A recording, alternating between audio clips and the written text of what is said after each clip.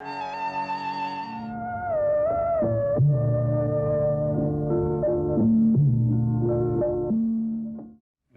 Moraji Bhai, Shri Shah Sahab and friends.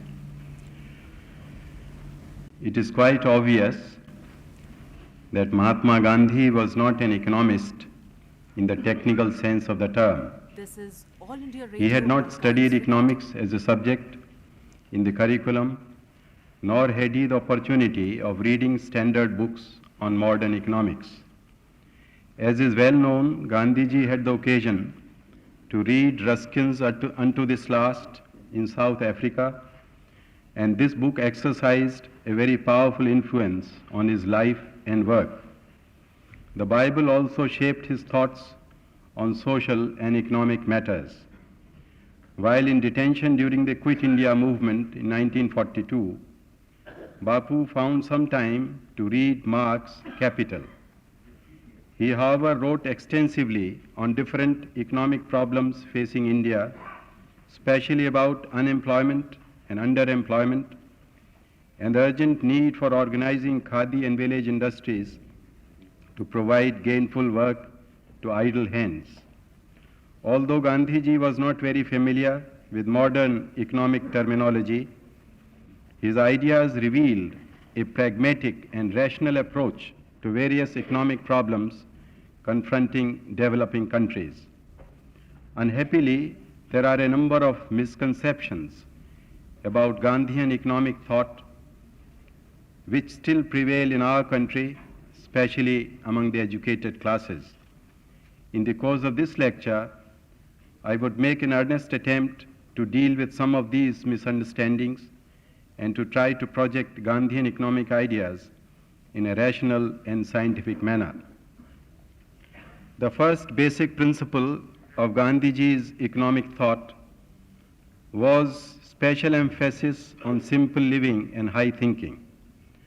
Gandhiji was not against raising the existing low living standards of the masses in underdeveloped countries like India. All India Radio. When I showed him the typescript of my book, The Gandhian Plan, in Sevagram in 1944, and asked him about the minimum standard regarding food, cloth, and housing, which should be incorporated in an economic plan of his conception, as compared with the targets mentioned in the Bombay Plan drawn by some of the prominent industrialists, Bapu at once replied, "I would not like the minimum standard to be a whit less than that envisaged by the Bombay planners. I would, however, like the same standard to be ensured for all citizens and not merely for a limited number. It would be better to give at least half a loaf to everybody rather than allow the privileged sections to eat away the whole loaf, leaving nothing for the poorer sections." Unquote. It was this concern for the weakest segments of the people which characterized Gandhiji's approach to planning and economic development. Furthermore, Gandhiji maintained that mere economic affluence would not be able to secure a balanced life for the people. While every attempt must be made to secure a minimum standard of living for all citizens, we should not imitate the highly developed and mechanized countries.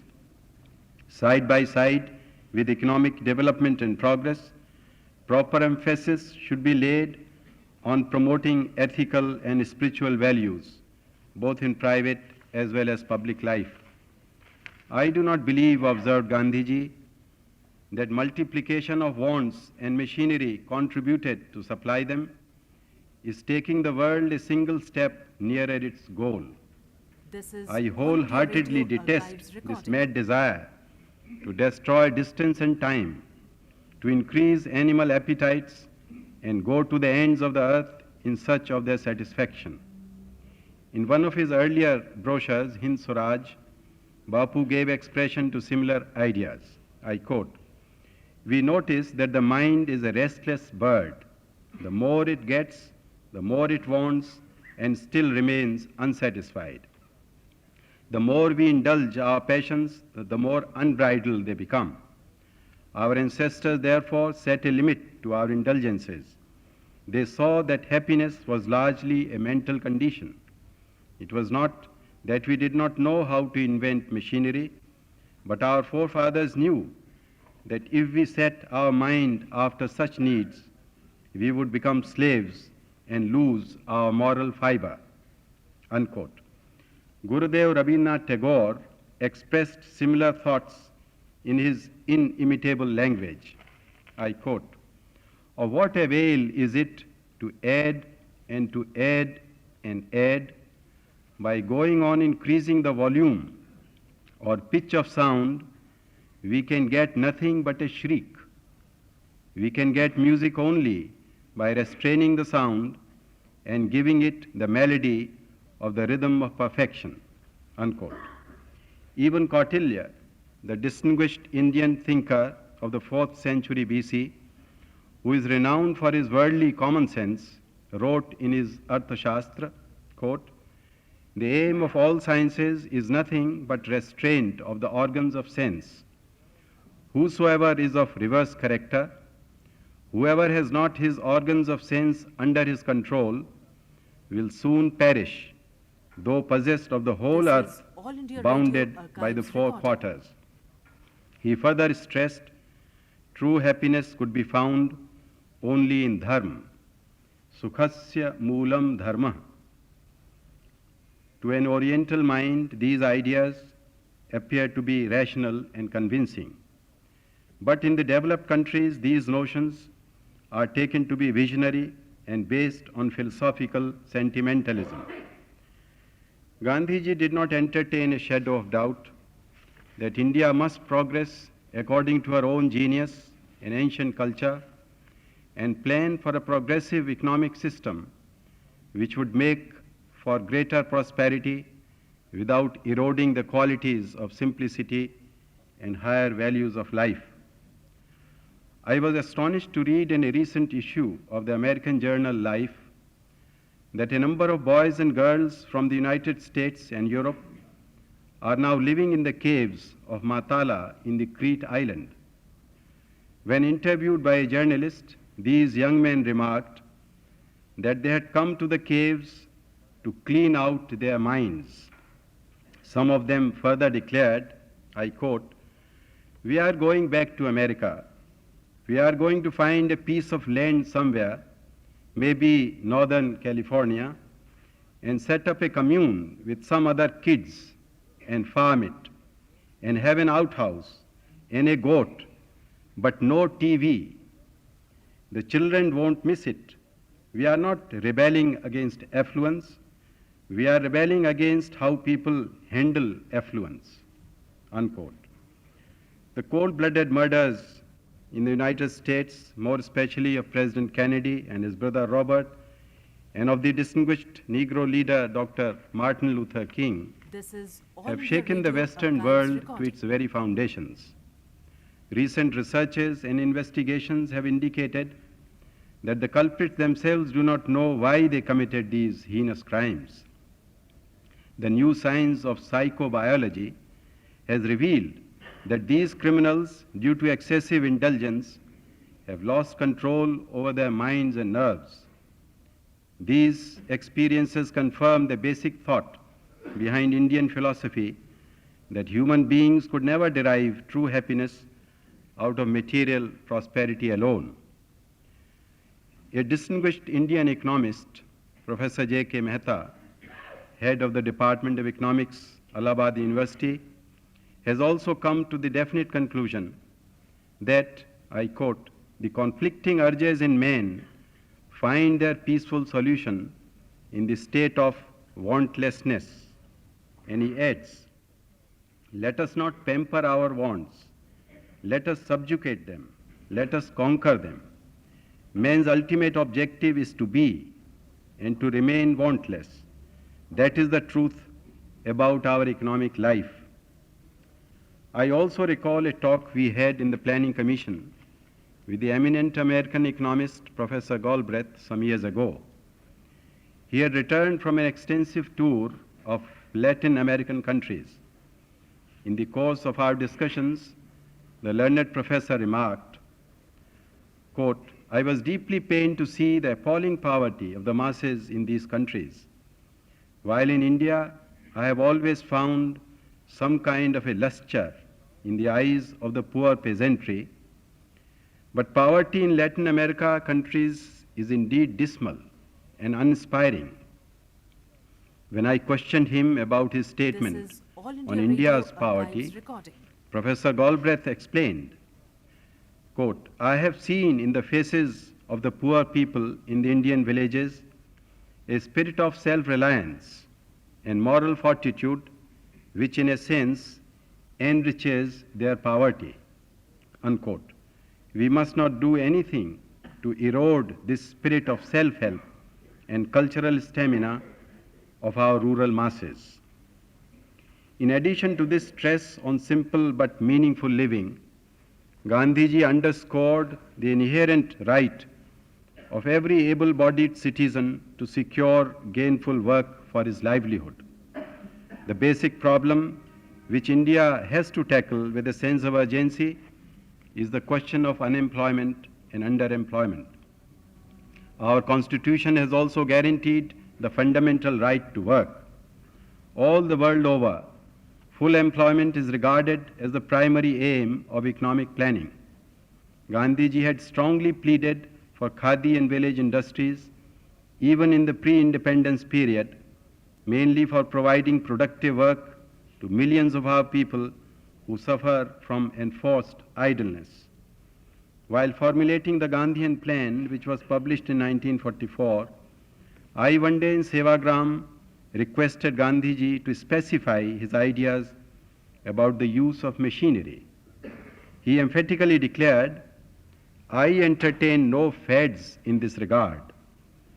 All that I desire is that every citizen of India who is willing to work should be provided with employment to earn his livelihood. If electricity or even atomic energy could be used without ousting human labor and creating unemployment, I will not raise my little finger against it. I am, however, still to be convinced that this would be possible in a country like ours, where population is large and capital scarce.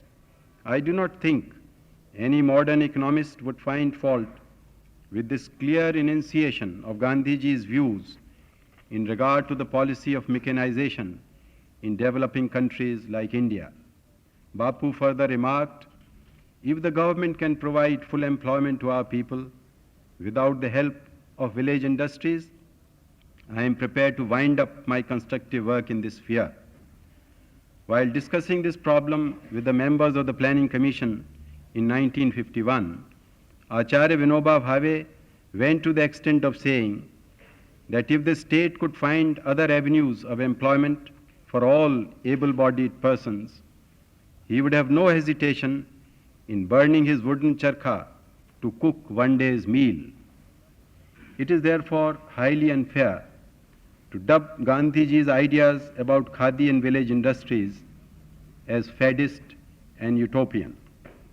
The crucial point is, are we in a position to ensure full employment to our people even at the end of the proposed fourth five-year plan? According to the latest calculations of the Planning Commission, despite all schemes to be incorporated in the fourth plan, the number of unemployed at the end of the period is likely to be of the order of 28 million. From all accounts, this is not an overestimate.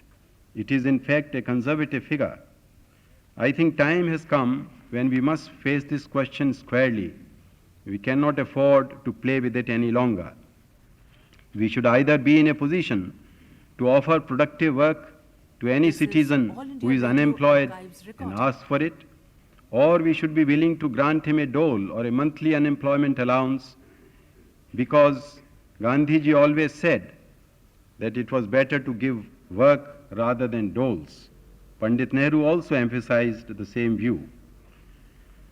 So far as I can see, without the fullest development of khadi and village industries in the country, we will not be in a position to guarantee full employment to our people. It is indisputable that we should make concerted efforts to improve the existing technology by utilizing modern science and research. We should strain every nerve to make the village and rural crafts more productive and efficient.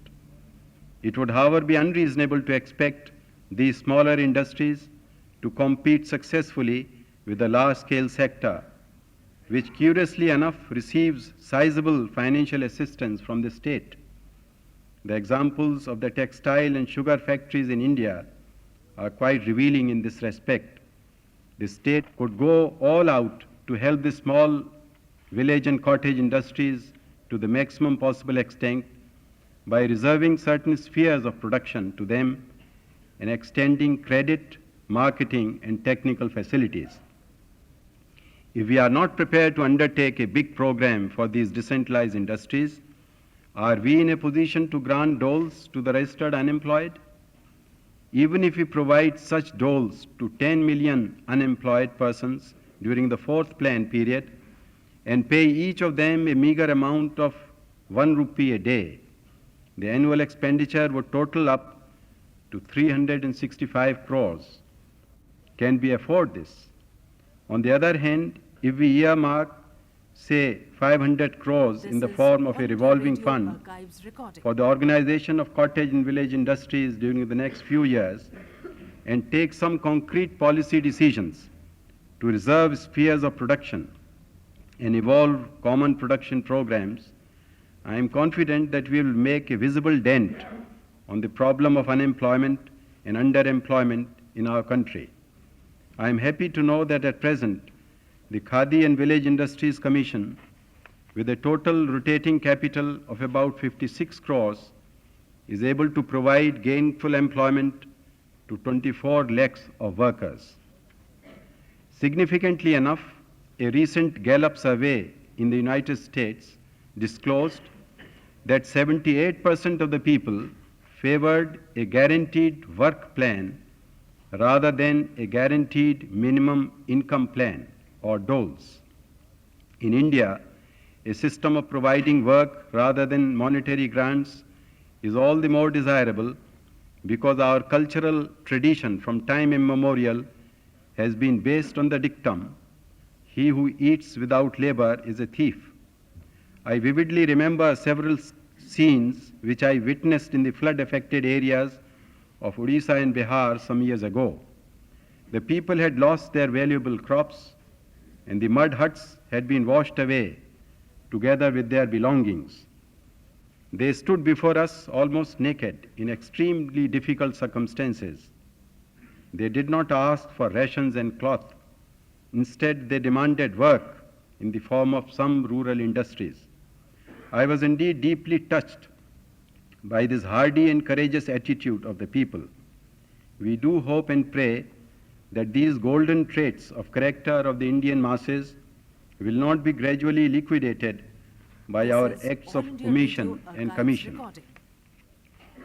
Evidently, the government will have to take up the responsibility of using up the products of Khadi and village industries, partly by direct consumption in various state departments and partly by encouraging the people to patronize these goods as a matter of national duty. The extra money spent on the purchase of Khadi should, in fact, be regarded as some kind of a voluntary unemployment tax to be gladly paid by the people for the people.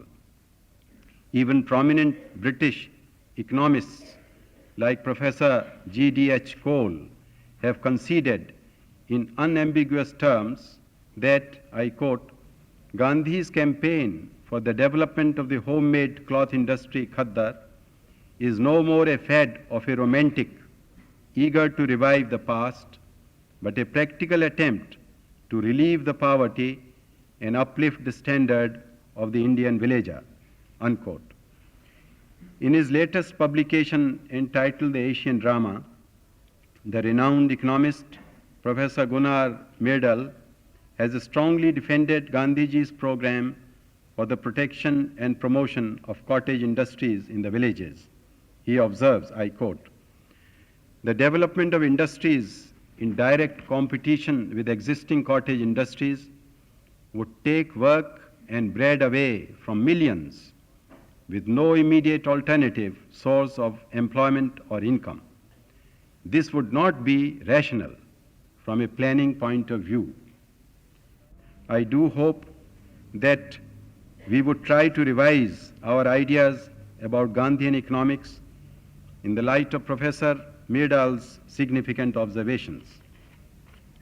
This is It All is India painful to Radio find that Archives despite the recording. 3 5-year plans after the achievement of political independence, we have not yet been able to solve the problem of hunger and food shortage. We have still to import millions of tons of food grains from foreign countries. This is not only undesirable from the economic standpoint, but also risky from the angle of national defense and security. There is no denying that the union and state governments have already taken a number of steps to augment agricultural production in the country. Even so, I think we will have to import Gandhiji's sense of urgency in achieving food self-sufficiency within the next few years. Whatever programs were undertaken by him, Bapu injected down-to-earth seriousness in them. I very well remember how in 1945, when the nation was faced with acute food shortage, Gandhiji made a number of suggestions in the columns of the Harijan for increasing farm production.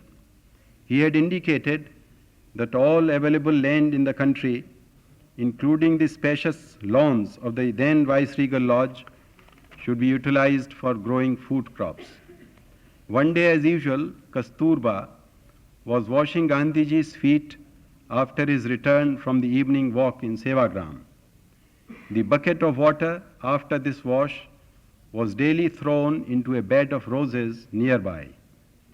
Bapu looked at me and remarked, "These roses, planted by Kasturba herself, in the context of our food problem, are indeed a luxury for the ashram.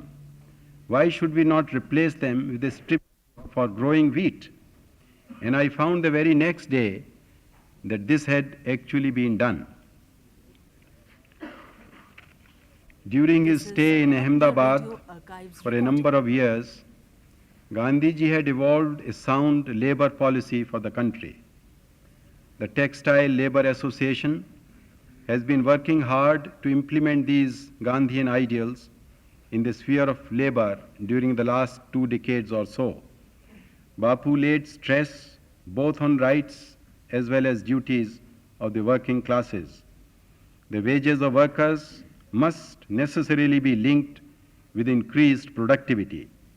If they go on demanding higher wages and dearness allowance without working harder for raising industrial production, the price level of consumer goods is bound to show an upward trend and follow a vicious circle.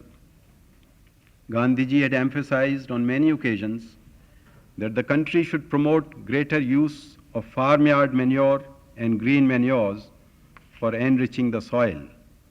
While there could be no objection to using chemical fertilizers for increasing farm production, the fact remains that these artificial manures must be properly mixed with compost manure in order to achieve a proper balance. Some years ago, Panditji had sent me to Japan to study the techniques of agriculture there and find out how that country was able to grow about 3 times the produce per acre as compared with the Indian yields. I toured the Japanese villages extensively and was surprised to find that the farmers were using compost and farmyard manure in a big way along with chemical fertilizers. In fact, there was a prevalent saying in the Japanese countryside that excessive use of artificial manures was good for parents This but is bad for All India sons. Radio Archives recording. On seeking an explanation, I was informed that heavy doses of chemical fertilizers resulted in a few bumper crops in the beginning, but depleted the fertility of the soil sharply in the following years. Gandhiji had assigned a prominent place to the improvement of cattle for strengthening agriculture. He had drawn up a detailed program for what he called Goseva, but we did not follow this program in a systematic and scientific manner. In consequence, certain elements are making a political capital out of people's sentiment for cow protection. In Japan, I was astonished that even in areas where tractors and power tillers were being widely used, the farmers were gradually turning towards the cow. When I asked them the reason for this switchover, the peasants promptly replied, "Sir, the tractors give us neither milk nor manure." The Japanese farmers use the cow for plowing the fields as well. Every ounce of compost manure is fully utilized for enriching the soil, and milk is increasingly used for organizing dairies and the manufacture of a variety of milk products through small-scale industries. About 6 years ago, a team of German experts had been invited by the government of India to suggest a rational scheme for the introduction of improved agricultural implements. After an extensive tour, the team had a brief discussion with us in the Planning Commission. The leader of the team curtly told us, "We are not in a position to recommend any improved farm implements for India. Your cattle are so weak and infirm that they will not be able to draw these heavier implements at This all. is All India Radio. India should Archives therefore recording. launch a scientific program of animal husbandry before thinking in terms of improved farm appliances." These instances lend an edge to the plea that the cow should be developed as the basic unit of our rural economy, and prevailing sentiments in our favor should be harnessed for enlisting the active cooperation of the people in this sphere. It is often assumed that Gandhiji was against the use of machinery as such, both in agriculture as well as industry. This is an erroneous notion and has caused unnecessary misgivings about Gandhian economic thought.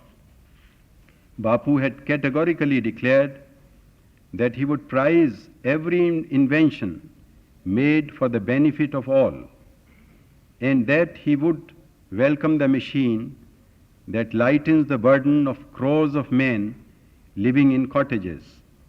What he was really against was the craze for machinery and its indiscriminate multiplication. He explained, quote, "Mechanization is good when the hands are too few for the work intended to be accomplished. It is an evil when there are more hands than required for the work, as is the case in India," unquote. It is significant to know that even in highly prosperous America, 40 million people are poor, and unemployment afflicts 1 out of every 20 workers, its incidence being cruel in urban Negro ghettos and rural backwaters. The prospect of automation threatens to make the economic situation much worse. Professor Galbraith terms poverty in the United States This is All not India only Radio annoying Archives but a recording. disgrace. In the Soviet Union, the problem of unemployment owing to specialization and automation has assumed significant proportions, and systematic efforts are now being made to further develop subsidiary enterprises and industries in agriculture. Professor Arthur Lewis has also deprecated the high capital intensity of the modern sector and has condemned irrational preferences for spending lavishly on structures, for using the latest techniques, and for large rather than small units of operation. It is generally claimed that modern mechanization would ultimately provide larger volume of employment through what is called its spread effects. This assumption also has been repudiated by Professor Myrdal. He has definitely asserted that spread effects of large-scale industries are more than neutralized and negatived by what he called the backwash effects. He says there is a real risk that the slight increase in demand for labor on new modern enterprises will be more than offset by reductions in labor demands in traditional manufacturing. The learned economist concludes, quote, there was an essential element of rationality in Gandhi's social and economic gospel, and the programs for promoting cottage industry, as they have been evolved in the post-war era, have come more and more to represent purposeful This is All and India realistic Radio planning Archives recording. for development, unquote. Each country has to solve her problems in her own way and not imitate in a blind fashion the economic planning techniques of the highly developed nations. While we should always be willing to learn from the experiences of others and improve our existing techniques of production, we should not remain under the delusion that the machine alone could work miracles. Machine has to subserve the interests of man. It should not be permitted to make man merely a cog in its wheel. Efforts are being made to develop middle or intermediate technology for underdeveloped regions for adapting the machine to special requirements. Further, by organizing the physical labor of millions of our people into a vast constructive force, both in cities as well as villages, we can press into service under democratic conditions what the renowned American sociologist Lewis Mumford terms in a different context a mega machine or a labor machine. The scope of organized voluntary labor in developing countries like India is, to be sure, enormous. Several modern thinkers in Western countries have termed the existing economic situation in developed countries as the tragedy of mere affluence. The modern industrial structure with large-scale mechanization has given birth to a few giant business corporations which tend to reduce even the state to a subservient position and bind the establishment to what Professor Galbraith in his latest This is All publication India Radio Archives called recording. The New Industrial State, a techno-structure consisting of specialists, planners and technicians. In order to avoid the perils of such an industrial system, the professor recommends the strong assertion of what he calls the other goals, so that the new industrial state would become responsive to the larger purposes of the society. These goals must necessarily be cultural and spiritual in accordance with Gandhiji's ideals and programs. Above all, Gandhiji instilled in us the spirit of Swadeshi, which was basically a sense of self-respect and self-reliance. He desired us to stand on our own feet without too much dependence on others. Unfortunately, we very much lack this Swadeshi spirit in our national life today. Although there is no harm in seeking limited foreign assistance for our economic plans, especially the technical know-how, excessive reliance on external aid would ultimately sap our energies and corrode the essential spirit of self-help. I am therefore delighted to note that the Planning Commission has now strongly recommended in their approach to the fourth plan that a major objective should be to move towards self-reliance as speedily as possible.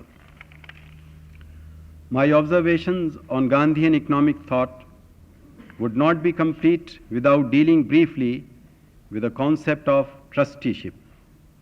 It is often alleged that Gandhiji, by advancing his trusteeship theory, had retarded the forces of revolution in the economic sphere because the capitalists could not be expected This is All to India function Radio as real Archives trustees recording. of their own free will without legislative compulsion. Bapu had discussed this matter at great length with his secretary Sri Pyarelal during his detention in the Aga Khan Palace. He had also approved of a draft on trusteeship which does not exclude legislative regulation of the ownership and use of wealth. Thus, under state-regulated trusteeship, I quote, An individual will not be free to hold or use his wealth for selfish satisfaction or in disregard of the interests of the society. Unquote. Gandhiji only wished to give one more chance to the owning class to reform itself in the faith that human nature is never beyond redemption. Bapu did not recognize any right of private ownership of property except so far as it may be permitted by society for its own welfare. After the dawn of freedom, a significant step in the direction of trusteeship is Acharya Vinoba Bhave's Gram Dan movement, which has made considerable headway during the last few years. Under this movement, at least 75% of the landowners of a village surrender their proprietary rights to the community and donate 1/20th of the land for redistribution among the weaker sections. The remaining land is cultivated by them on behalf of the Gram Sabha. It cannot be sold or mortgaged without the specific permission of the village community. The people also earmark 1/30th of their annual income for the village development This is fund. India Radio Archives So reporting. far, about 60,000 villages have adopted this mode of community life on the basis of self-help, a sense of trusteeship, and cooperative endeavor. This Gram Dan movement, according to Professor Gadgil, is an unprecedented movement with many and complex implications and very great potentialities. Louis Fisher has described it as, I quote, the most creative thought coming from the East.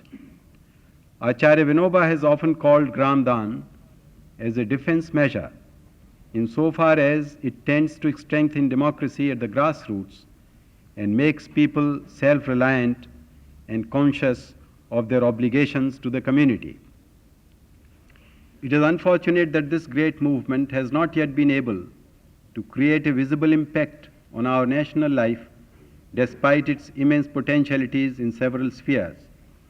Instead of diffusing this non-violent revolution rather thinly over the wide area, it would perhaps be better if a few compact blocks or districts could be selected for intensive work of reconstruction. And finally, I would like to repeat that to Gandhiji, man was the highest consideration, and anything which ran counter to the moral values of life was an anathema to him. He had often asserted that politics without religion was mere dirt. Similarly, Bapu believed that true economics never militates against the highest ethical standard, just as all true ethics, to be worth its name, must at the same time be also good economics. True economics, said Gandhiji, stands for social justice. This It is promotes All the India good of Radio all. Archives recording. Equally, including the weakest, and is indispensable for decent life. Although Gandhiji was not an economist in the professional sense of the term, we must candidly recognize that his economic ideas, instead of being old-fashioned and utopian, are very much relevant to our times and, in a sense, even far ahead of us. Romain Rolland regarded Gandhiji's spirit as the perfect manifestation of the principle of life which will lead a new humanity on to a new path. Vincent Sheen calls him the wisest and the best, a man who had no equal in our time. U Thant reiterates that Gandhiji's philosophy has a meaning and a significance far beyond the confines of his country or of his time. Professor Einstein recognized the Mahatma as the miracle of a man, so much so that generations to come would scarce believe that such a one as this, ever in flesh and blood, walked upon this earth. I have often felt that Gandhiji was, in more senses than one, a truly atomic man in an atomic age, a glorious triumph of moral and spiritual powers over all the material forces that the world can boast of. May we be worthy of this great master who was born on the Indian soil but soon became one with the human family and was ultimately attuned This to the is infinite. All India Radio Thank you. Archives recording.